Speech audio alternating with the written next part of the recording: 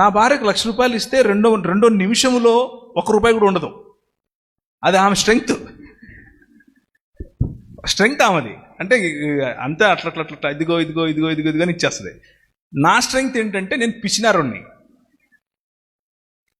నేను దాచిపెడతాను, అంటే ప్లానింగ్ చేస్తాను.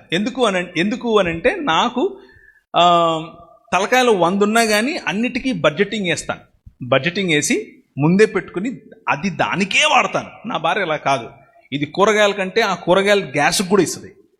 అదే కూరగాయల డబ్బు పెట్రోల్కు ఇస్తుంది. నేను అలా కాదు. ఇది కూరగాయల కంటే కూరగాయలకే వాడతాను. ఇది నా స్ట్రెంగ్త్. నా భార్య నాకేం చెప్తుంది అంటే నువ్వు ఇదే చెయ్యి.